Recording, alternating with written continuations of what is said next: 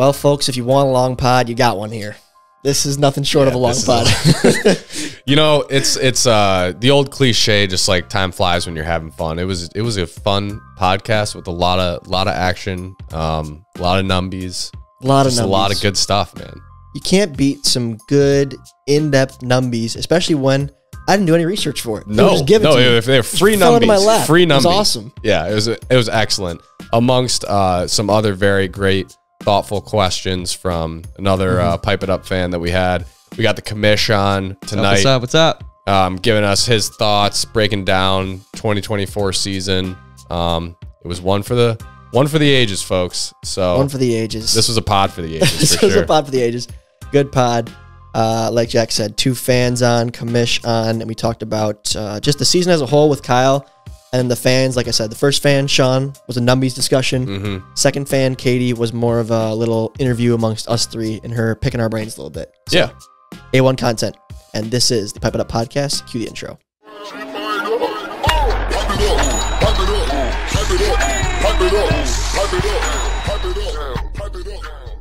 Ladies and gentlemen, welcome back to the Pipe It Up podcast, the official podcast of MLW Wiffle Ball. And tonight in the studio, I am joined by my co-host, Jack Agner, as well as MLW Commissioner, Western Wildcat, 14-year veteran, Kyle Schultz. Happy to be here, Tom. Happy to be here. Welcome back. Last time we had Kyle on the pod, I think was our, early in the season. I think he was recapping when we went to the Rangers game and we saw Josh Young. Really? So that might have been June. I thought it was even later than that, but I'm with it. I think that was the last one. But then before that was obviously the Sparky interview. I trust his memory. I trust the memory as well. But it's been a long season. We are officially in the off season now for the first time, and whoever knows how many episodes it was, but no new MLW video to talk about today. No. But Kyle wanted to come on, give his thoughts on the season. We have some fans joining us a little bit later as promised. So I guess we're going to just interview Kyle now, Jack. Let's roll. We got to give the commish his time, his moment to reflect on the season, because we've been doing it all season long. We do have a lot of time to talk. I'm sick of hearing myself talking. Same. Well, you want to just have the floor first? Sure, I guess. I'll just start it off by saying another good year for the podcast for you, Tom, and Jack. I've been tuning in every week. Every time you guys release the episodes, I'm the first listener every single time. Usually when I was editing, that would get me through the part in editing where I don't need to be super audio centric. So I would put that on and do my graphics or whatever, listening to you guys as the first viewer before everything would go out. But you guys are killing it. There's been so many facets of MLW that I think we're just killing it this year. It was a huge year. Some stats for you guys. So our views this year were just under 20 million, which is the most viewed MLW season of all time. We sold over 1,000 tickets to our special series events, which is huge for us. Big milestone. And we gained about 100,000 subscribers from 2022. So once again at the top of that list, and just a huge year. I mean, the collab with Mark Rober was huge for engagement, bringing in a lot of new fans. And Drake followed us on Instagram. So that's a notable. A lot of cool things happened. I would say 2023 overall though is just one of the best of all time for MLW. I can't imagine being that famous to where someone's knocking off their accolades from the year and it's Drake followed me. 100,000 subs, Drake. One person. That's funny. Real quick before we get into some of the more details, you named some of those statistics and figures of what we were able to accomplish this year. Was that what you expected this year? Because I'm sure you had some of those numbers in your head in terms of what you thought we could achieve or you wanted to achieve. How did it kind of compare to what actually played out? Yeah, I mean, with the trajectory that we were on from just year to year, I always expect us to blow our records out the water with the views and subscriber counts and just the grand scale of our events and that kind of thing. So I'm not surprised by it. I'm very happy to see it, but I'm hoping 2024 obviously beats this. Yeah. So I wouldn't say I'm surprised, but I'm just glad to see it kind of match my expectations for it. I wanted to ask you first, because it's fresh on everyone's minds. What do you think of just the World Series as a whole? Maybe comparing it to last year, just as a standalone event. Yep, very different than the 2022 World Series. And we talked about it in the video, but there's just a lot of things that we wanted to improve upon. Mainly getting fans in the building, allowing them to see the World Series, the biggest MLW series of the entire year. Up until this point, no fans ever allowed. So it was really cool seeing them celebrate when the final out was made, or on AJ's walk-off home run, and having a real crowd there to celebrate that was truly special. So That in its own was super special, but having the video board on, huge improvement from SoFi when, it was really just a private shoot where we weren't too involved with the staff there, but the Falcons were awesome. Mercedes-Benz Stadium staffers were awesome with us. And just selling merchandise, having concessions open, being a true event that as opposed to a private shoot, I think was awesome. I think we really capitalized on it. What do you think more so just about the outcome of the season for your team, for the Wildcats as a manager? Just your take on the year. Yeah, I mean, obviously not a great year for us. I think we finished 8-10, 7-8 in the regular season. I didn't have the best year on the mound as I would have liked to. I think I hit pretty well, just not as much in the regular season. I turned it up for that postseason series against Crash. I got 7 hits off him. I'm proud of, but we're definitely not satisfied with it. I think Saylor definitely had a down year. He'll say that himself.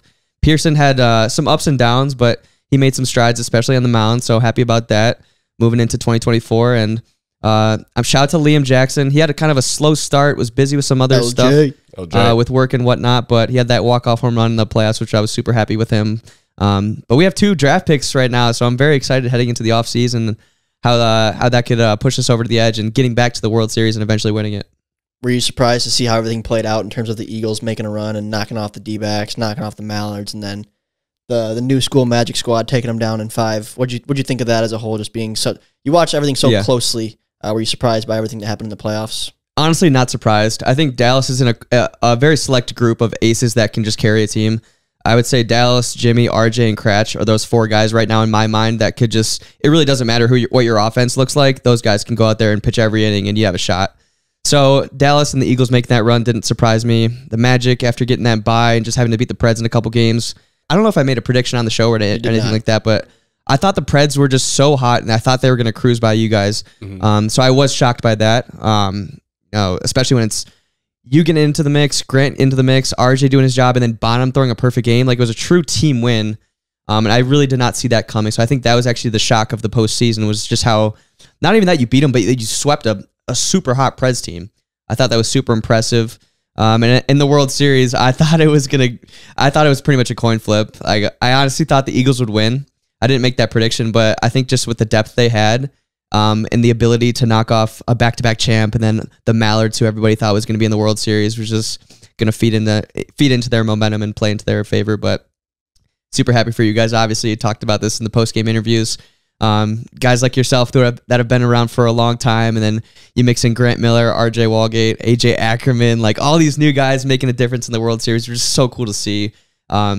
And individual performances, I don't think you could be more shocked than the AJ's being the World Series MVP. I mean, who could have saw that one coming? It's just crazy. Just his personality too, and how he just goes out there, performs, and then just wins a World Series MVP. It's just cool to see. I think that I'm obviously a little bit biased, but I feel like we have one person like that, 1 or 2 people like that every year in our league, where they just either come out of nowhere, maybe early on or late in the year, that just you never expect it. You know all the staple names, like the knowns, like the Cratch, the Schultzes, like the Coglins. We know these people, right? Not the Agners. But just, I feel like there's always 1 or 2 guys that, just come out of nowhere and shock the world. And it was cool to see AJ do that. I made this comparison. A lot of the Michigan fans out there will kind of get this, but the 2013 national championship in basketball, Spike Albrecht, he was like not known by anybody, came out and scored 17 points in the first half. This little dude, he just made a bunch of threes and got some layups, and he had 17. And everybody thought he was gonna be like the greatest and most memorable guy. And that's kind of like Landon, your guy, just this year. But then in the second half, in the Michigan Louisville game, Luke Hancock came out of nowhere and had like 17 or something in the second half himself. And that was kind of like AJ. It was like a tale of 2 halves, but 2 of the most unsuspecting guys that weren't even starters in the college basketball game, but also the 4 hitters, I guess, or a guy that didn't even start in Ackerman in the MLW World Series. So it's a very kind of true comparison there. That was interesting. Landon will be forgotten about because AJ, his team won and everything, but Landon was the games 1 and 2 MVP. For sure. And I mean, your comment about the series being a coin flip, I obviously had confidence in my team going into the series, but just being transparent, I mean, I felt like it really was a coin flip. Like, I did feel like it was going to go 5 games, regardless of who won. And the fact that it was the unknown player AJ and then the 4-spot hitter Landon, who were the ones that were like carrying both of their respective teams. I think that just adds to the point of how deep both of our teams were. You know what I mean? Yeah. Those guys were ultimately the differences in the series. So many facets come into play. I mean, if you don't hit that 3-run home run in Game 3, then Landon, your guys, is the World Series MVP, and we're sitting here talking about how the Eagles swept you guys. Like, it's crazy to think about how many ways the series could have gone just by the swing of one bat. Absolutely. Bang rang. Bang rang. Set the team off. Okay, switching gears from the World Series now. Next thing I wanted to ask you was what the biggest challenge probably was for you in 2023. I think we traveled more than we ever have. Just before this year, we've done the tournaments and we've done a couple out-of-state series, but we did a lot this year. From, I guess, before the season even started, when we had Shoot with Mark Rober, and then it transitioned into us doing the Summer of Stadiums tour and coordinating 3 to 4 series at once. We're talking about Detroit, Philly, St. Louis, and then eventually Atlanta. And every single one of those had its own feel and different logistics to work through. So that was definitely very difficult. And we even had a scenario where, the Tigers had to cancel on us for whatever reason. And we had to do our best to make the best of it. And we did that with, Wayne State, and they were great with us. But working with Detroit Pal, Philadelphia Phillies, the Grizzlies, Gateway Grizzlies, and then eventually the Falcons, they were all great to work with. But there's just so many logistics. You've talked about this on the recap pod of the World Series, but managing people, managing resources, what kind of merch we want to bring there, flights, hotel, rental cars, like everything. On top of editing and on top of fulfilling merchandise and on top of running tournaments, it's a lot. So I think we do this every year, but we maximize how much we can do, I guess, as a partnership kind of company. But I think it's very rewarding when we eventually put it out and the videos go up and people enjoy it. So it's definitely motivating for years to come and heading into the off season. But at the same time, like, I'm not going to lie, it was definitely tough at times.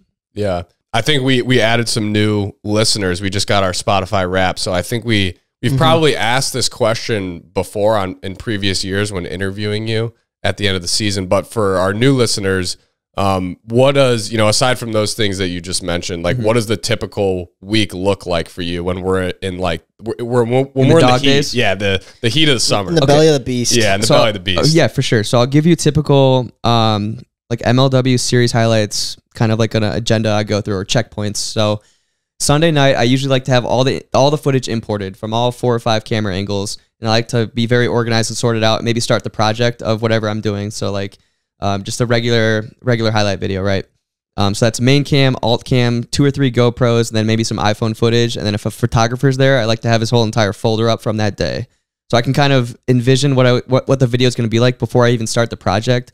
Then it gets into the intro, and then game 1. It's usually like 1 game per day. Mm-hmm. But before the games even start, like, I know how the games go, obviously, from filming them. So say somebody comes out and hits like a leadoff home run, the music is going to reflect that. So a lot of the early steps are me going to my music database and picking out music that's going to reflect the mood of the series or the individual games. And then after that, I kind of edit to my music. So when Monday comes along, the intros are pretty standardized. The way we open it up and the graphics that play in the first 30 seconds, that's all pretty standard. I can get through that within a couple hours. But then after that, it's a lot of just feeling the music out and matching the vibe to it and syncing up whatever angle matches the play the best. That takes a lot of time. But my checkpoints are Monday night. I usually like to for sure have the intro done and half of game 1. Tuesday, I make sure game 1 is done and game 2 has some damage on it. And then Wednesday, game 2 needs to be done and game 3 needs to be started. And Thursday, game 3 needs to be done. And then all the graphics and overlays need to be done by the end of the evening. Right. Because by the time Thursday evening comes, that render and the upload takes a really long time, to the point where it stems over. Tommy knows this too, just from having his bedroom next to mine. Like, my upload will a lot of the times be like Friday morning, like between the hours of 7 and 10 a.m. And then after that, then it's a lot of Instagram posts and promotion, like the predictions and the polls on YouTube community page and that kind of thing. And then the 3 posts at 4 p.m. So it's really all the way from Sunday night to Friday at 4 p.m. am I doing stuff. When do you typically, during like the actual hours of the day, when do you feel like you do your work the best? Definitely later, like the late night hours. I think there's just less distractions, whether it's people's dogs not barking outside or planes flying overhead or the TV being on or people knocking on the door or cars driving around. I just like it to be completely silent. When I'm editing, it allows me to get deeper into the videos and maybe see things I would not if I was doing it during the day and just trying to get through it and go through the motions. So I love when it's as quiet as possible and I can really focus in on the videos and make it as best as they possibly can be.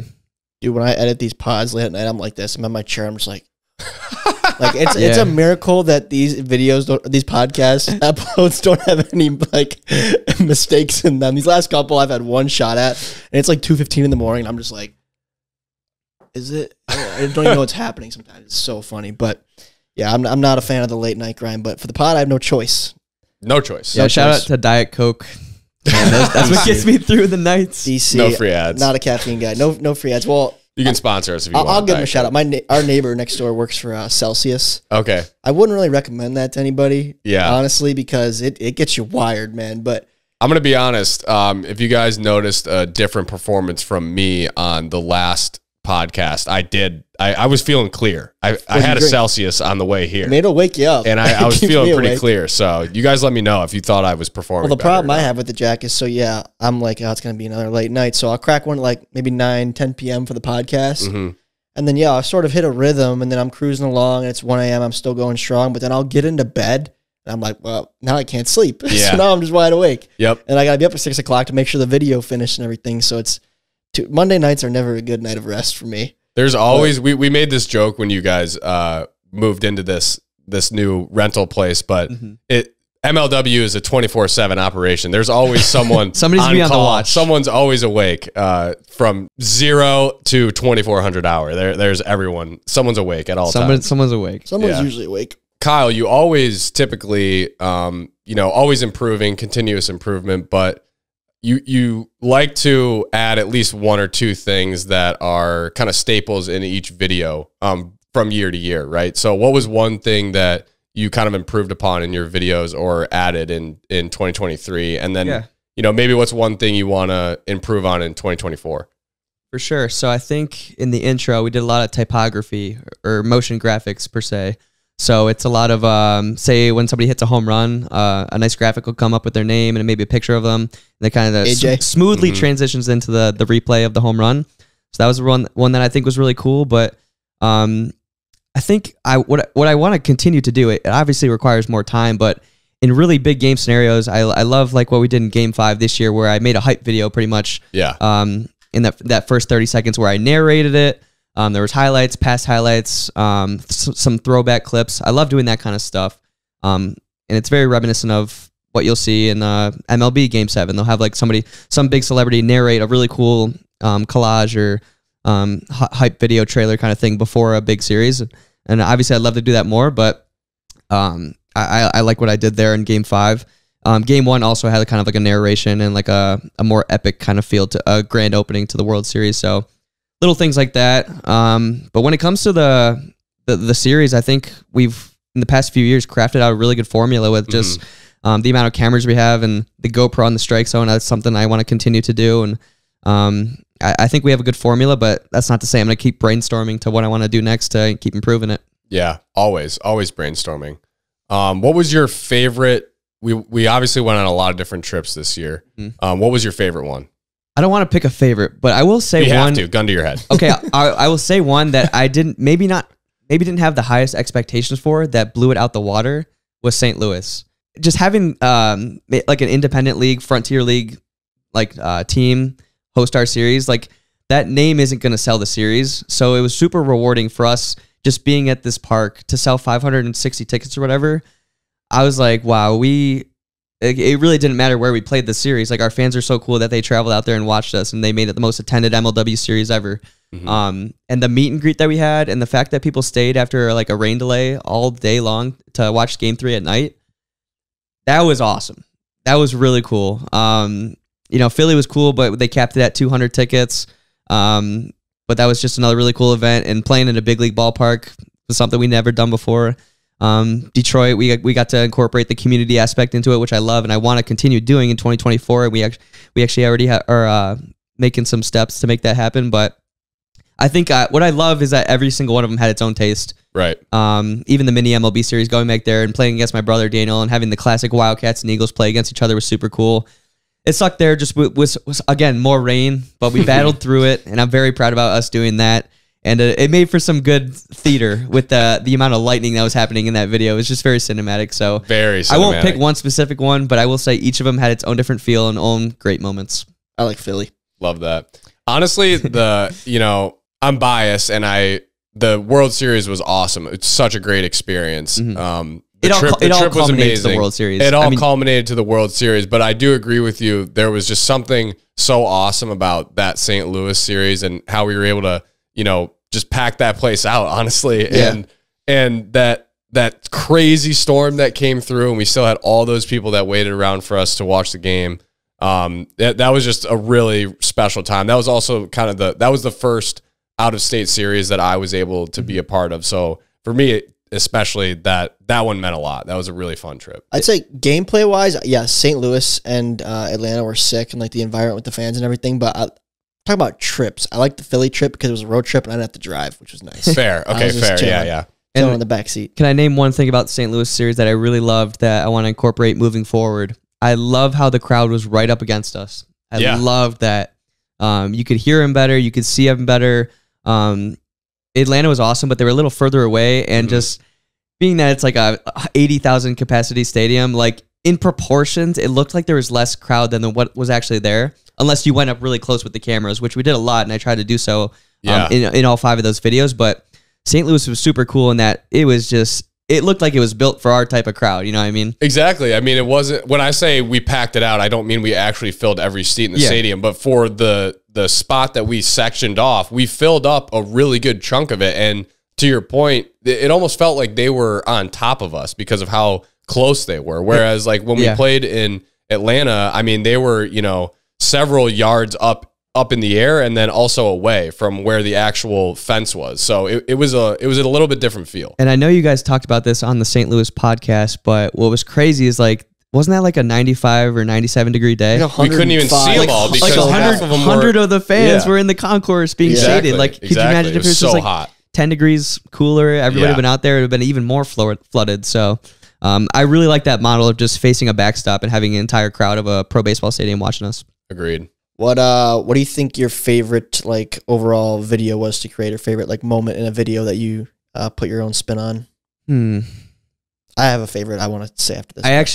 I do really like the Philly series video. Oh, really? Yeah. I think my soundtrack and that was really good. And then I think the intermission segments were really fun. Because we filmed with a mascot, which we had previously never done before, really. But just the fact that you had a grand slam over the scoreboard, I think it was, and like I think the music reflected how fun it was. And our videographer Peter, he killed it. So like there were so many awesome elements that came together in that video that I really loved. The home run derby is always a devastating edit to do. There's so much stuff to do, but I think that one came out great. I liked St. Louis, and I think the entire postseason. It was a really good postseason, and I wanted to do it justice with the editing, but I think it played well. I think those videos get a lot of views over time. All of the CSs and DSs. Yeah, I like the ALCS. Or sorry, ALDS. Preds Cats. Yes. That was electric. Yeah. We had a series of 3 or 4 videos where it's like, this series, it's better than the last. Like third one in a row. Like, how do they keep doing it? This is rigged. But I'm like, yes, this is what we want. Like, for scripted. It to be that good, like, that's awesome to hear. It really was very entertaining and competitive all throughout. So from an entertainment standpoint, it was all we could have asked for. What video did you like? Or videos? I'm gonna be biased. I am biased. I've mentioned it a few times, but the St. Louis series was like, because it was my first one, being a special series trip that I got to go out of state and play. It also happened to be one where we waited a lot longer for the video to come out. We typically wait, it may be 2 or 3 weeks. I remember waiting at least a month for this one to come out, and having it be such a just a cool environment that we played in. I also, candidly had not been playing very good up until that point, and I managed to hit a couple home runs in that series. So like I was excited to see those home runs, see the ball leave the yard. So that was my favorite video for sure. What do you like better, hitting the home runs or watching them back? Hitting them. You like hitting them better? Hitting them because then I see my swing again, and then I'm like, oh, God, this is not. That's actually a good point. You picture something in your head as like I hit it, and I'm like, oh, I smoked it. It looks so cool, and then you watch, you're like, oh, not as cool as I thought exactly. it was. I'm like, ooh. That is funny how you remember. You picture things as looking different than they actually do, which is funny. But the camera doesn't lie. That's what was cool in Philly because that first home run I hit over the scoreboard, I was obviously excited to see, but it just happened that my mom was filming up there, right? So I could see that one like a couple hours later. I was like, oh, that was actually sick. That was good. That shot was so good, by the way. We're so lucky she had that. Yeah, that was awesome. Only pitch she filmed the entire day. That was awesome. I'm not joking. That was the only pitch she filmed. She used to have a press record before that one. That's crazy. It's incredible. It's so funny. Now that we're in the off season, Kyle, what's you get a little bit of time at least to step back from MLW. What's one thing you want to do? What's one fun thing you want to do this off season that's not MLW related? You can't use MLW. I want use MLW. Well, first of all, I'm gonna travel to see my buddy in Omaha, Nebraska, because he's a basketball coach for Creighton.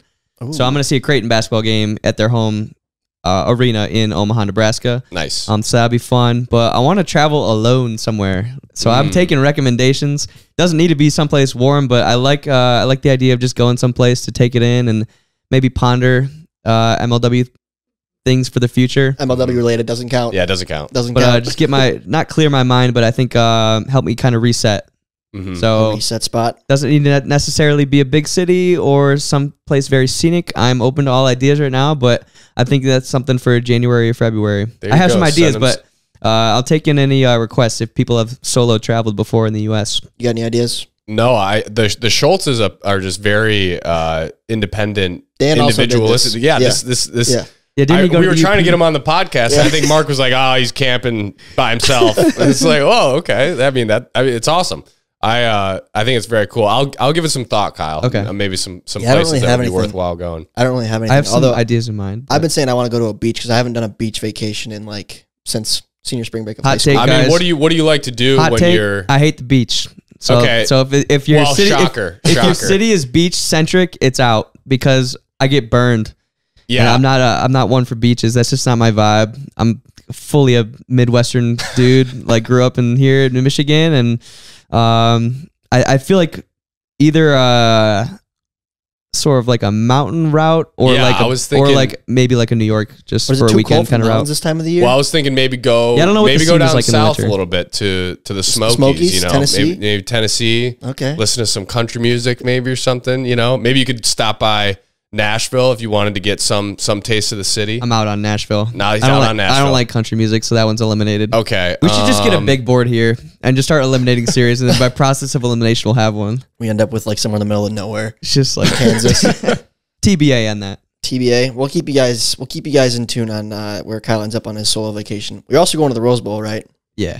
Oh, nice. I wanted to mention that too. That's elite. Will Michigan win the national championship this year? I'm not commenting on that. No comment? No comment. No. Okay, so let's segue here, transition to bring on a couple fans as I promised last week. So I asked you guys to submit a little inquiry on why you wanted to be on the show, what you wanted to discuss, and I appreciate everyone who did. I selected two fans, Sean and Katie, to both come on the show for sort of different reasons. So first we're going to have Sean on, and Sean has written for MLW in the past. He wrote some articles for MLWWiffleBall.com. Sean Huff, he is a sports journalist, and he also is into stats, Jack. We got into stats more this year, you and I, a little bit. I tried. We've just barely hit the tip of the iceberg. Surface, yeah, scratched the surface a little bit. So Sean sent me a message and said he wanted to do a deep dive into some of his favorite statistics and of MLW and share those with us, whether they're in depth and how detailed they are. I don't really know. I'm excited to see what Sean can bring to the table. I want to hear his takes. Can't wait to find out. And hear the facts. So let's get Sean in the call right now. All right, we are joined by Sean Huff now. Sean, thank you so much for joining the show. Appreciate it. Hey, what's up, guys? Thanks for coming on, man. Absolutely, Jack. Nice to meet you. Kyle and Tommy, good to see you again. Good to see you, man. We have met Sean as well from time to time at our events. So Sean, I'm going to kind of just give you the floor here. I don't know how many stats you prepared, but I told Jack what the deal was. You have some advanced statistics for us, and we are excited to hear about a little bit more. I do. So I have 4 ready for you guys. So a little background here. I'm a huge baseball fan, and I'm a huge baseball stats fan. Okay. So it's always bothered me how little stats there are for MLW. Mm-hmm. I apologize. Like there's At Marshall. league lineup, but that's about it. For a few years now, I've been logging play-by-play data for every game that's shown on camera, at least. That's crazy. Just to basically for my own enjoyment to get some stats together. Mm-hmm. So there's a lot here. So before you give us your stats, I want to hear, so what sort of data are you taking down compared to, say, because, we're only recording at-bats, hits, home runs, RBIs, that sort of thing. So what steps are you taking further that are allowing you to get some more advanced metrics on the league? The main thing is I have the base out state of every plate appearance, which means how many outs there are and where runners are at the start of every plate appearance. Okay. And I use that to figure out like the average run value of different outcomes. Like I know one of the cliches is a walk is as good as a single. Well, in MLW, that's actually a weird saying because a walk is usually a little more valuable than a single. Wow. Oh. There's a stat. Interesting. Do tell. Yeah. Yeah, I believe this year a walk was worth, I think, 9/10 of a run compared to an out, and a single was about 87 hundredths. So it's very close. Don't let Bonham hear this. He'll never swing again. So I use those to come up with some more advanced stats. The big one is wins above replacement, but I'm not going to go into that one as much today. Mm-hmm. And just 1 second, Sean, I want to stop you real quick, just because some of our listeners, not Jack, but some of our listeners don't know what WAR is. And Jack, for those listeners, it's wins above replacement. Okay. That's what it stands for. And for those listeners, that means... It basically just means how much more likely you are to help your team win the game. But Sean, you probably know it better than I do. Can you explain WAR in a few sentences? For our other listeners. Yes, not for Jack. Yes, of course, not for Jack. No. WAR is how many more wins your team has with you on the field compared to if you just got an average person off the street. So in baseball terms, it's like if you called up an average AAA player. In MLW terms, it's like if you had the 6th or 7th guy on a roster. I thought you were going to name drop. It would have been hilarious if you did. I wish you would have. That would have been so funny. I should have done that. But... No, you're perfect. You're respectful. I like it. So the first stat I have today is, Jack, this one you're going to love. Okay, good. Drum roll. I'm using a stat called OPS plus. It's how good you are as a hitter at bat per at bat using your on base and your slugging compared to the league average. If your score is 100, you're exactly league average. And every point above or below 100 is 1% better or worse than average. Grant Miller this year had the best single season OPS plus in the history of MLW. His value was 292. He was essentially triple an average hitter this year. Jeez. Oh my goodness. Doesn't shock me. That's crazy. I mean, he did lead in most major categories. The record before this year was Norp in 2021. Miller beat him by a lot. Miller was 292. Norp was 232. Okay. And that was in 2021 for Norp? Yes. Gotcha. Okay. Good to know. Norp actually has the 3rd place one, too, from 2020. So who was the next closest to Grant this season? What was the number? If you have it in front of you. This I'm year, really asking you a lot of questions the next closest was Robles at 200. 200. Okay. Wow. So he was almost like a full 100th point. A full, like, He Robles was like was a 2x full the average player better than the next person. He was a full insert mid player name better than That's crazy. better than Jordan at the plate, according to these metrics. All right, that's a good first stat, Yeah. Sean. I love it. Yeah. And Tommy, to give you a little bit of credit here, when I convert batting to like OPS plus to run value, your 2010 season is actually the highest in Attaboy, MLW Tom. There we history. go. That's a great job, Tom, from 15 years ago. Unreal. Wow. That was before the Although Muzzy days. I will Way say before part of the that is Muzzy having days. 250 plate appearances. Yeah, when you only have Oh. 2 guys in your team, it's not too hard to get up there and take some swings, you know? Yeah, that's big time. That's a big time stat right there, Sean. Well, make sure that one stays on the board. Don't get rid of that data. That's still, whatever we need to call Asterisk. the modern era of MLW, make sure that year's included so I can stay on the board. No, I have everything on my board. I have 2010 on. So did you go back and like watch the old videos too to do this? I went back to 2018 Okay. to do play-by-play. Then anything before then, I just used what was on league lineup because not enough of the games were on camera. Makes sense. Makes sense. Okay.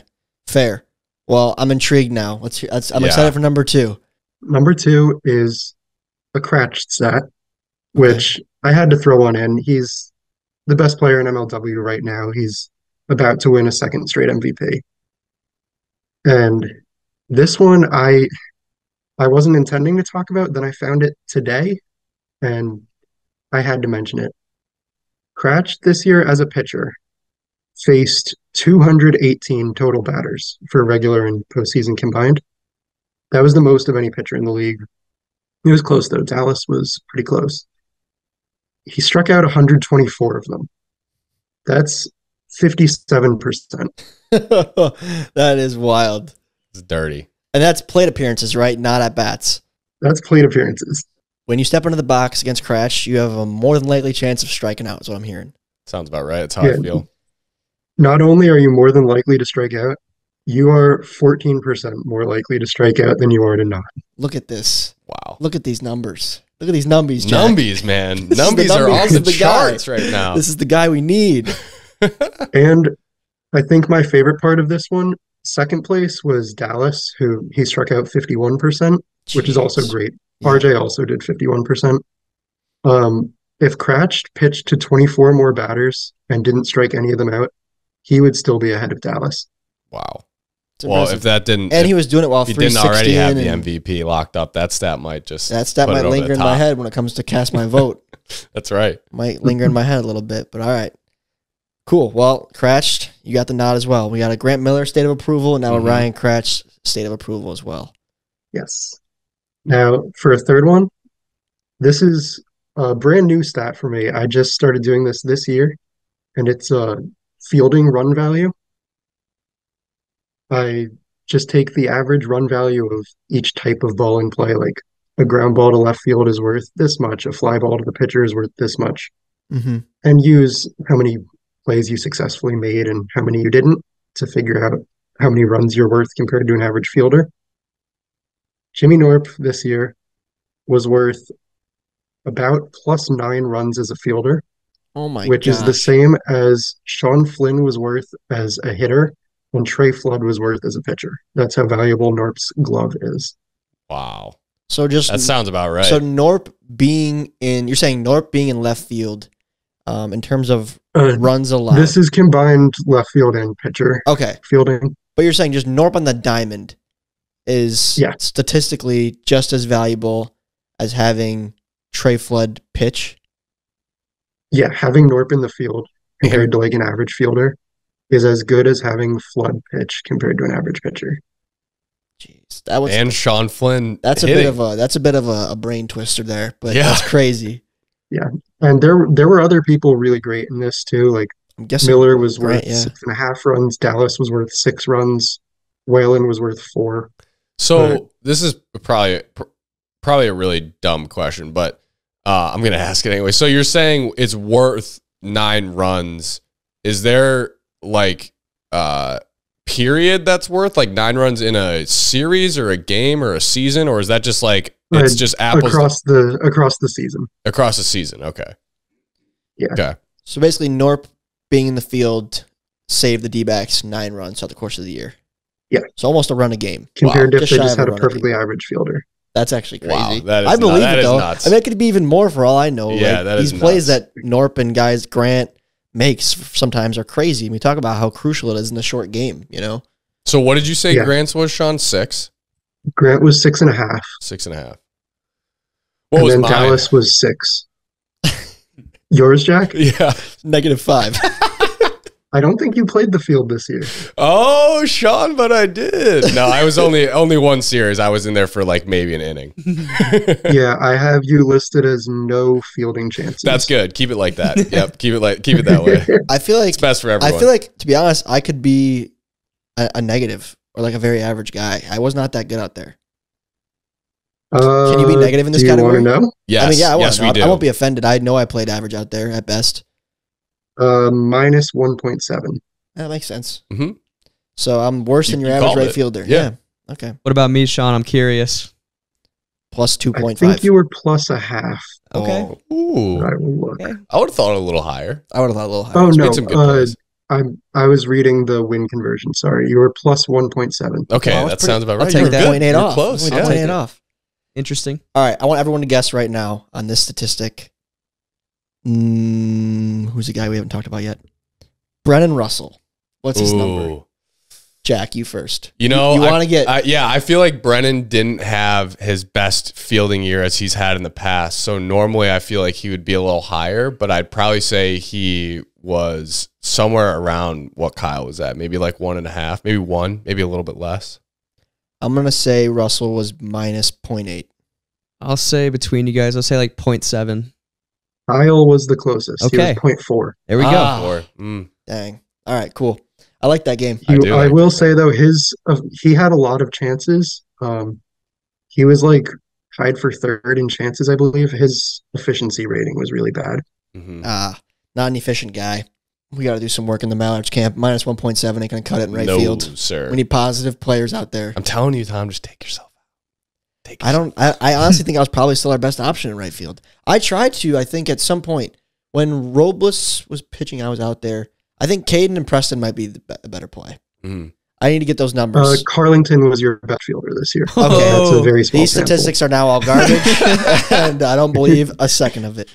People want But Matt. that's a sample size of one play. He's got the brains though. He knows what to do. I need to look at the sample sizes. This is why you take stats in high school, kids, because Mhm. you can't look at a sample size of 1. Yeah, your best fielder with a decent sample size was Robles. Oh, interesting. sense. Okay, he doesn't like to play the field. Funny enough, No, but he's that good counts, at getting right? ground balls Counts off the pitching. mound. pitching counts, he's really yeah. good at off the mound. I will say that. But all right, great stats, Sean. Great category. I love that. Mhm. What are we on? And Stat? I have one more. This is- Okay, one more. I chose this one when I found out Kyle was going to be on. Ooh. This is a Nick Saylor stat, Mm. Oh no. Okay. and this is a career leaderboard.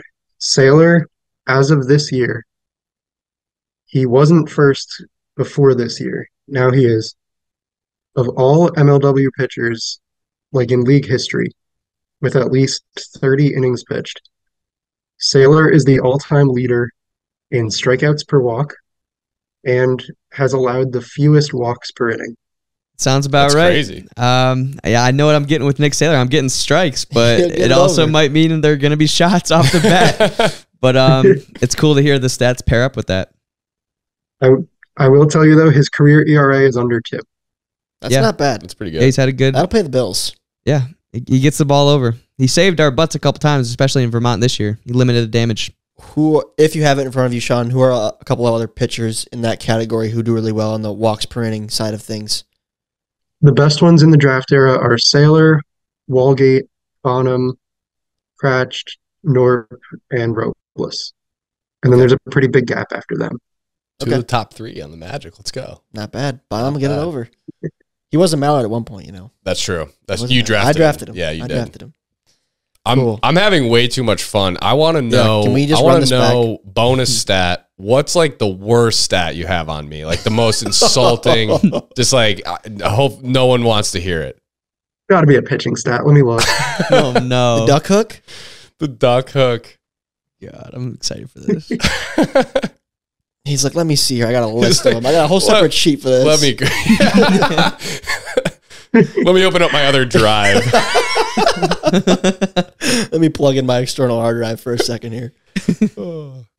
It's not actually that bad. There's so -2 WAR as a pitcher one year. That's it. But that's not bad. but that's not awful. There are a lot of guys who had really extremely negative WAR seasons as pitchers just because Tommy no Coughlin. one on their team could pitch. I do have a final question for you before we let you go. Sure. With your knowledge and with the computer in front of you and your history of watching the games, analyzing the games, studying the games from a number standpoint, who is the most undervalued player in this league right now? Right now, question. for a long time, it's been Whalen, although he's been getting credit more lately. Makes sense to me. That's actually a great answer. Yeah. You could leave it at that if you wanted, because I believe it. I've played against him. We can't get him out. I love facing Yeah, Whalen. Whalen had, at some point, he broke this during the World Series. But before the World Series, it was like 4 years in a row where he walked more than he struck out. I struck out way too much this year. I did too. You got to have a worse stat than that on me. The -2 WAR. I don't know.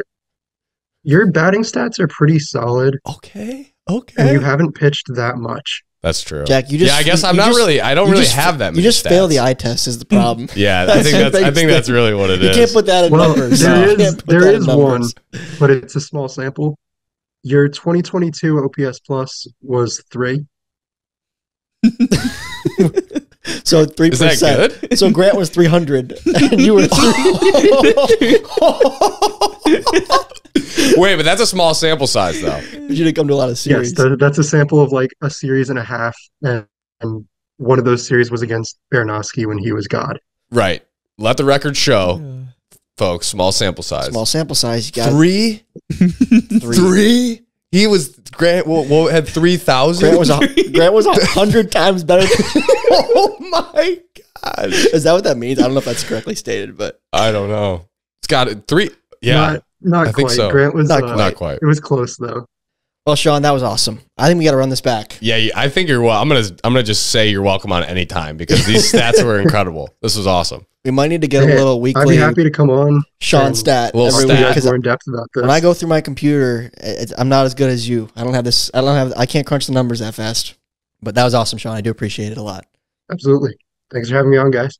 Not a problem, dude. Appreciate it. Appreciate and, it, man. Maybe Yep. we'll talk soon. Thank you, Fans, Sean. if you want more Sean, let us know. We're Yeah. not opposed. We're not opposed at all. Good to meet you, man. Yeah, you too. All right. Love talking some numbies, Jack. I love Numby talk. You can't beat it. At that level, I know. I think Sean was being nice though. I think he does probably have some really bad stats out there for me. I'm still looming over that -1.7 I'm repping out in right field. It's embarrassing, man. It's embarrassing. You gotta crunch those man. numbers again. Recrunch them. Something's not right there. But appreciate Sean for coming on. That was awesome. Take stats in school, kids. You should take stats Take in school stats. and do It's it. a cool I did class. it twice. Once in high school, once in college. Just you double down. Double down. Double on down on the numbies. stats. All right. Good segment. Kyle That approves. was awesome. I like it. Good stuff, I like Sean. it. All right, we appreciate it. All right, now we have our second and final fan of the night now, Katie. Thank you for joining us. Can you hear us okay? Howdy, guys. I can hear you. Can you hear me? Sound great. Yes, we can. There's just been some great connections tonight. I like it. Yeah, Landon and Dan, we got some players who need to step up their game. we do. We do. guys Some are players putting within the our show. own league that don't know how to come on the podcast. That's and right. That's right. record properly. That's okay though. Well, thank you for joining, Katie. Really appreciate it. Yeah, glad to be here. And you said in your message that you have been to the Meadows before?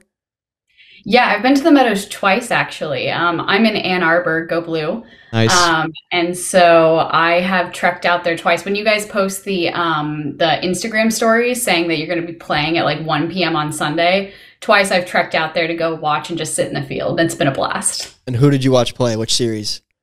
So the very first time I was a super new fan, this was like the summer of 2021. In contrast to Sean, I'm like the opposite. I'm not a knowledgeable fan. I don't know a ton about baseball, but I love wiffle ball. Love it. And so I was a brand new fan in the summer of 2021, and I saw the Preds play the Mallards, I think. I think that's right. 21? I believe the Predators were wearing yellow. They had I some think they were. alternate jerseys that day. I think I might have hit It was a. definitely the Preds. It's Yeah. whether or not it was the Mallards that I'm not totally remembering. Okay. I think I might have hit a couple homers early in that series, and then we blew it. yeah. That was like They also played, so the first half of that season, they played the Magic and then you guys, and I think they finished it off. trying to figure out, but that was definitely slate 2. It was, and that was when we like the Pistons, Jack. We were like 2-1 and 3-1, and we lost like 10 games in a row. That's what you witnessed. You witnessed our peak. Well, I was rooting for the Mallards for what it's worth. So I was cheering for the right side there. And then just this last summer, I came out and saw the Cobras play because I met Drew Davis in Ann Arbor. And so I was looking out for any opportunity I could to come see. So came and watched that game. Right on. Nice. So what do you think? What do you think watching it in person? Oh my gosh, it's so cool. I mean, if there was ever an opportunity for people to come out to the Meadows and just like make that short little trek if you're in the like Southeast Michigan area, I think it's a neat place. The Meadows, it is impossible to find. I got lost on those streets. I turned onto a dirt road and was sure that I was wrong the first time that I did it, and the second time I knew better. It is a weird place that you found, but it's beautiful back there. Super cool to see in person too. There's a lot of good spirit among the guys. So. Yeah, when the mosquitoes aren't biting, it's not so I was bad. going to say, were you well equipped with bug spray when you came? Or did we I'm from not make that Houston, clear? so Michigan's nothing to me on terms of that. I'm basically immune. Fair. Okay. Good. That's good at the Meadows. Being immune to bugs is that's key for success. Yeah, it's worthwhile. Like, you're smacking bugs, but there's enough going on that you don't care. Yeah, Good. for sure. Some of our guys might disagree. Some of those guys might be me. But regardless, appreciate you coming out to watch. I will say before, I know you have some questions you wanted to ask, but you said you're not into baseball. So how in the world did you end up down this rabbit hole of MLW? That's a fantastic question. It's kind of a funny story. So yeah, I'm not really into baseball. I played a ton of sports growing up, but never like dabbled in softball or anything. But my boyfriend is kind of a chronic YouTube surfer. He's the kind of guy that just like watches whatever the algorithm feeds him. Good man. And he'll send me stuff. And I think often he's under the assumption that I'm not going to watch it because I'm not. But for whatever reason, he sent me this video of these guys playing wiffle ball. And I did watch it. And I just thought it was the coolest thing in the world. I saw the production value and I was like, hook, line, and sinker, you got me. And I've been a fan ever since. I quickly became much more of a fan than he's a fan, but I became much more of a fan than he is. I've got like the inaugural trading cards and stuff. Let's go. Let's go. On deck. Yeah, I quickly decided that I'm like a Mallard's Magic, and this was before I knew the podcast was a thing. I'm a Mallard's Magic fan. Come on. I decided that the Gators are the villains for some reason. So I developed like a lot of opinions really quickly, and now I'm a fan. So cool. Love that. Well, you got us now. What do you want to ask? What questions are you bringing to the table? Cool, yeah. So I think I mentioned this in my message to you, but like I'm kind of interested. I think one thing that's really neat about MLW and what you guys are doing is like the content creation aspect of it, because it's a really neat space that's still relatively new. And I think content creation is a cool business because you get a lot of creative control as opposed to like, I don't know, being tied to what network executives want or whatever. So I kind of came on to talk about, where MLW is going, what you see as your future and that kind of stuff. So to that effect, I'm going to start with my most sort of basic question up top. It's probably the most boring one, but I think it sets the tone. So just where do y'all see MLW in like 5 to 10 years? And I'll break that into like 2 more tangible questions. So first, like, what's your top tier goal? Like if you could, ask a genie for a wish and get whatever you wanted in the next 5 to 10 years for MLW, what's that top tier goal? Mallard's and then the Championship. second is like, what's your most realistic goal? Like, what do you think MLW is going to look like in 5 to 10 years? Yeah, great question, Katie. I think we've started doing this in the past couple of years, but I think breaking more into the live event space and performing series in front of live crowds in these professional venues like MLB and NFL stadiums is really the trend we're trying to continue going on. But you talk about an ultimate goal, and I've been on record saying this, but I think it'd be super cool one day to have an MLW stadium. There really has not been a wiffle ball stadium up to this point. I think it'd be super cool to be the home of the league, to have tournaments there, clinics, adult leagues, youth leagues, and be the center of some sort of city in Southeast Michigan. I think would be super cool and a huge milestone for the league.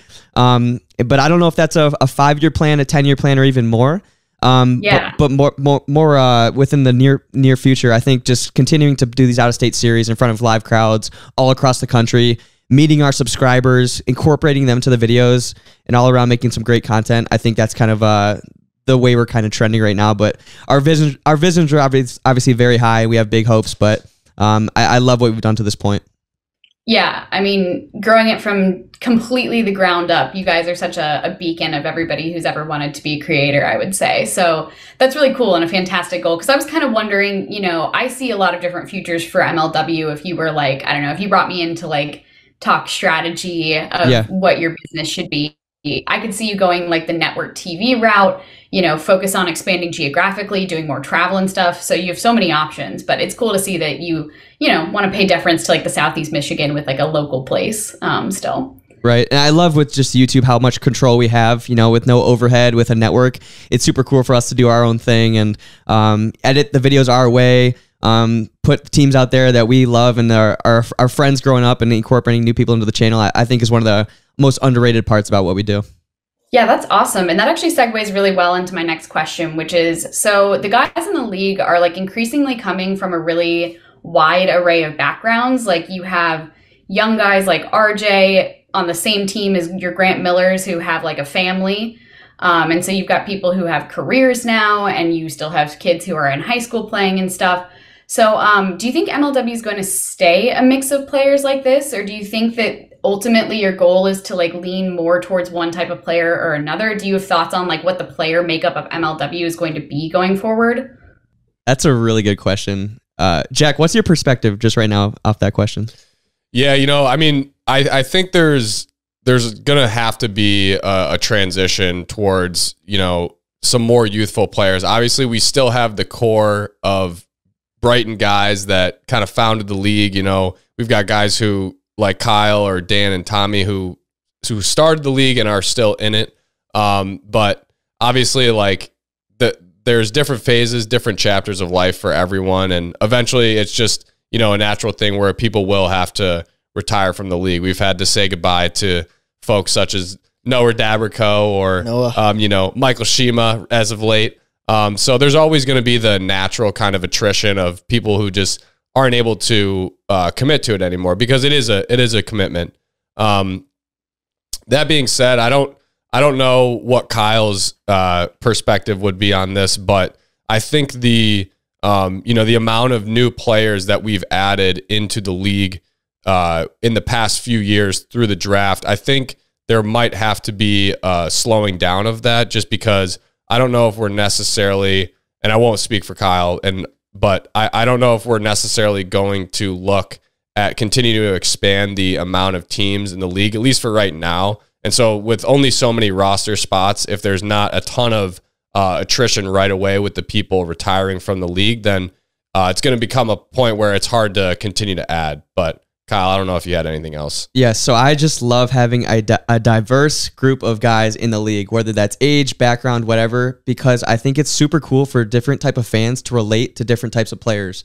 So you could have a 14-year-old that turns on the channel and instantly they can relate to RJ and his age and where he's at in life. But then you could also have a new parent like Grant Miller is, and instantly you can form that connection with Grant. So whatever it is in the future, I think having different types of players and guys that come from different types of places, even a guy like Robles on the East Coast, like instantly if you're in New York and you find out he's from there and he's the one guy playing in a Michigan Wiffle Ball league, like you're instantly going to become a Robles fan. So I think I love the youthful energy that our league has. So always having kids that are really into wiffle ball and want to be a part of it, you know, at ages 14, 15, 16.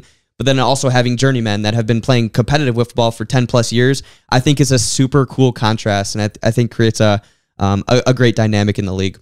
Yeah, I would agree with that. Just that point kind of made me think about, you know, there's some leagues that are really all, you know, grown men, maybe like in their 30s or 40s that still seriously play wiffle ball, and it's a great product. But I've always appreciated that about our league, where we never said no to, you know, obviously now where it's like, if you're good enough to play in the league and you're 14 or 15 years old, then like, come on in and we have a spot for you. And I always really like that about our league. So agreed with the diversity and the age groups. I think it makes our league unique. Right. And furthermore, just the personality aspect, I think it's super cool where you have a guy like Rudy Ramirez, but then also AJ Ackerman that have different personalities, and somebody could also relate to that aspect of them, whether it's not age-based, but it's how much they put themselves out there, how much do they want to be funny and that kind of thing. So it's super cool, just the personality aspect of it as well. Yeah, very true. Yeah, that's really cool. And so, another aspect of the diversity that's growing in the league is like the diversity of talent. You guys are now drafting some really insane wiffle ball players. So you're all managers. Has that changed how you like managed the league on like a boots on the ground level? Are you managing it different than you were when you were like 12? Go ahead, Tom. I mean, a little bit. I've talked about it before a bit, how like my team prior was mostly just comprised of my friends. Like when I first started the Mallards, I had my good buddies Noah and Steve on the team, and then I had Dalton Porth come through, Austin Ford come through. Just my buddies that I knew would be fun to play with, have athletic ability, and would be a good fit personality-wise on the channel. And as time has changed and people have gotten really into wiffle ball specifically on a more competitive level, it's definitely made it a little bit harder to employ the friends versus someone who's talented. I think there still is a balance, though. It is still about having fun. A guy like Matt Carlington, who I drafted 8th last year, is not only a pretty solid player, too, but also is just a lot of fun to be around. Yeah. Right? So I think there is still a balance to that of being both, having that friend energy, but also a little bit more competitive, too, has been a tough balance. But it's definitely changed it to making it where it's a little bit tougher to make decisions, and you might upset certain people if you really want to win these games, because some of these guys are so talented at the game. Yeah, for Even sure. me, I've had to get so much better just to keep up with like the talent that's coming in. I'm like, God, I got to go practice now, or I'm going to be not good enough myself. So I would certainly say that it's changed. When I joined the league, it was really because of a friend. It was because of Alec Warda, who invited me to come. His team was made up of him, Brennan Russell, who was another good friend. And it's really transitioned now into, it can't always just be friends, because we're trying to put a competitive product out there. Now, I will say, I mentioned on the last podcast just how grateful how grateful I am for just like being able to meet some of these new people that I otherwise wouldn't have become friends with. And now I consider myself, friends with all the guys on my team. And so that's another, I guess, sort of a silver lining there, where, you get to go out of your comfort zone a little bit and meet some new people, in this new, process of trying to build an organization, a competitive organization. And, it's been fun to kind of go through that transition. mm-hmm. Yeah, I guess Fun challenge. I guess just building off that, I think it's super cool just to see how important team chemistry is to a wiffle ball team. I mean, those Diamondback teams in the past couple of years have been so good with their team chemistry. But then you look at a team that has been comprised this year with 3 new guys in your clubhouse, and to see that contrast with the Livonia guys and the Diamondbacks and how they all grew up together, but you guys didn't. It shows that if you have the right guys in the building, like, it can work, but you have to have everybody buy in, and that can happen in multiple different ways. But it's super cool just how team dynamics work in wiffle ball. Yeah, to answer your question in a more concise way, I think I've actually been required to be a manager now, whereas in 2017, 18, 19, I was kind of just a player, right? Whereas Agreed. now we sort of actually have to manage the squad a little bit if you want to win. Which Yeah, I haven't for done sure. in a while, so maybe that's my fault. Yeah, there's definitely been moments, to Tommy's point, where in the past it was like you weren't necessarily like making anyone feel bad, because it was just we were out there having. Well, there wasn't a lot of we're still having fun. Like, I'm not saying we're not having fun, but there wasn't a lot of decisions to make. there weren't very many decisions to make, and the ones that had to be made were not nearly as hard and didn't have nearly as big of implications to them. Mm-hmm. So there is that element to it for sure. Yeah, that's awesome. I mean, I think you can see that in the videos, just in I've watched back some of the old stuff too, but just over time, it's definitely, it feels like a more professional and like polished league as it's gone on, which is fun to watch. So from the fan perspective, has your fan base changed over time? This might be something that like Kyle and Tommy, having been here the whole time, a little bit better. Like, your fan base has obviously gotten a lot bigger. Has it changed? Have you had to change anything to adapt to like the hundreds of thousands of subscribers that you now have and all of the different fans that you meet? Has there been anything notable on that front? I definitely think that some of our fans have grown up a little bit with us, right? I used to always say our fans are so young, they're so young, they're so young, and a lot of the new fans are younger, but also the guys who tuned into us in, say, 2018 or found us during COVID. Those years have gone by for us, but they've also gone by for them. So those that found us in maybe late middle school or early high school are now into their college years or into their young adult lives. So I'd say it's a more wide age range than it used to be. In terms of how I've had to change anything that I've done personally, on a personal level, I haven't really changed much. I feel like I'm pretty much myself when it comes to this sort of stuff. But in terms of making content, yeah, I do try to stay up to date with like what the younger demographic is into and the trends and stuff like that, which isn't always the most fun thing to do when it's like not what you're into maybe, but it's, I guess, surfing TikTok, part of the job. Yeah, it's like I'm not really into surfing TikTok, to be honest, but sometimes I'm forcing myself to like open it up at night and swipe through for a bit. One thing, I guess, from an outsider perspective as it relates to this question that I would add is just that, you know, although the fans have grown up with us and maybe, you know, closer to, I guess, adult age than, you know, someone who is still, you know, new to the league and might be, you know, I don't know, 10 to 16 years old or something like that. I think one thing that MLW hasn't changed is just the, you know, wholesomeness and good, clean, family-oriented way that it's presented. Like it's never really changed that. It's always been about that, and I think it will continue to be about that, obviously. So even as like some of our fans have gotten older, I still feel like the videos give off a very 100%. You know, family friendly vibe. Yep. Never going to stray away from that. That's why I still feel 12 at heart. Yeah, exactly. Yeah.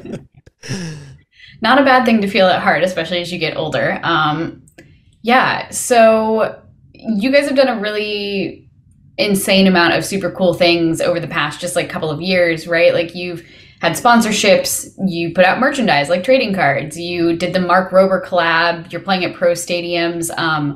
What do you think has been the best experience from kind of a cost benefit perspective? Whoa, like, what's your best experience in terms of this was something that you wanted to achieve and you achieved it and you feel like it's something that you want to keep doing again and again? I will go in depth. I'll say the events in which we work with teams and that it is revenue distributive. So based on the amount of tickets we sell, we're also getting some kickback on that. Because then not only are we having an event with fans at a really cool venue and making a really cool video, but there's not like a upfront cost to maybe renting out a pro stadium like with the Phillies and that kind of video. So that was a really cool video that we created, but it was also financially successful for us as well, as that Philadelphia Phillies video. I'd say there's definitely a good like niche for us in maybe the smaller market teams, like the Gateway Grizzlies, for example, just because they're so excited to have someone like us come to their smaller market team to bring in a new audience. So us selling 500 tickets there instead of selling that in a 70,000 seat stadium, that's a 2,000 seat stadium. So it's a 25% fill versus like a 1% big deal, fill. yeah. So I think that's cool, and it works out well for both of us. Oh, also, Katie, our hometown tournament, I feel like that should be the number one answer. There's no travel costs involved, and we have 94 teams sign up, which is a record this year. So I think by far that should probably be the correct answer, is our hometown Wiffle in the Mitten Wiffle Ball tournament. That's really cool. That's a cool behind the scenes glimpse at that. But I think that those are all great answers because they're all cool things that your fans are excited about too. So that's awesome. Katie, one more question. I got to cut you off. I was going to say one more question. So my last question is like if you had a magic wand, and you could wave it right now and change something. There we go. Yeah. All right. So you can wave the magic wand and change something going forward into the next year for MLW. Like you could set something in motion or, give yourself a resource that you don't currently have, something like that. If you could wave the magic wand, what would it be? That's a really good question. Probably my swing. No, what do you guys got? That's the right answer, probably. I need a genie. I think I need. Hey, watch it. I think I need 3 wishes. I think I need 3 wishes, not one. To be honest, I don't know if one magic wand is enough right now to accomplish everything we want to accomplish. But I think one thing we could do definitely a better job on this off season, and we've already started to get the ball rolling a little bit, is just getting prepared ahead of time on things like these larger events besides just Series at the Meadows. So we're working on that right now and trying to ease our workload and stress levels a little bit too, because it does suck when you're so busy with your day-to-day, and then you're also like that additional bog down of being stressed about something that's not done yet or where it should be yet. It just makes the day-to-day harder and maybe the content not as good. and it makes you not as good as a leader to all the players and stuff like that. Like, it's not fair to everybody else. So if I could change one thing about next year, I think it'd be that like by, April 1st, we already have like our entire summer laid out with no question marks. Yeah. There's a lot of events I wish I could snap my fingers right now, and we have it, but I don't want to give anything away for the season. So I want to make this question and this answer very gameplay based, and I want to have the Wildcats be good enough to get back to the World Series this year. So that's what I'm going to say for that. Wow. That's good. You don't have enough championships, Fair Kyle. enough. I don't. No. I need a real one. Not when I'm 12 years old playing against third graders in my front yard. Fair. Awesome. That's what I've got. Cool. Well, That thank was you for awesome. coming on the Those show. were great questions. Yeah, thank you, Yeah. Katie. Very thoughtful. Well, thanks for having me. And it's been great. Thanks for what you do with MLW. I think you guys are awesome role models, making really cool content. So Thank Thank you so much for coming on the show. Really appreciate it again. And maybe Yeah, have a we'll good one. be in touch. What a pod. What a pod. That was awesome. It's a great pod. It's now 3 a.m., Tommy. I feel bad for you right now. You're still awake, but powering through thanks to the Celsius that I'm probably all the way through by now. Jack, that was a good time. That was a Any really good time. fans- We got a lot of different action in there. We got some We did. commish thoughts, got some Numby action, Love the got an Numbies. interview for all of us, really, ourselves, that was cool. Some closing thoughts. Once again, just shout to all the players for buying in the season, giving it their all. Shout to everybody on the production side of things, from photographers, videographers, my dad, Brendan Schultz. Got to give all these guys credit for a great season. And I can't wait to keep improving, keep doing bigger and better events. And I'm happy to have our great fan base along the way for it all. Yeah, well said. Well said, Commish. Well said. Well said. Well, if you made it this far, we appreciate it. Long pod, but we've seen some positive feedback on the long pods. Hope you guys all enjoyed it. Next Tuesday should be hotel bedroom podcast round 2 Group pod. from Texas. So it should be a fun one. Make sure you guys People love the tune group in. pods. People love a group pod. People love to Is see it us because tired. it's a group pod, or is it just because I wasn't on it? It's a group pod, Jack. I mean, I think we If should. you were back there, the it would be question. better. The sample size is too small at this point True, to tell. true. Sean would let us know that the sample size. The is sample too small. size is too small. Yeah, Simple we'll have to statistics. see. Simple statistics. Yeah. But thank you all so much for tuning in. Really appreciate it. The wiffle ball bat is yellow because back in the day, baseball bats and comic books were all yellow. We will see you all next week. Pipe it up, pipe it up, pipe it up, pipe it up, pipe it up, pipe it up, pipe it up.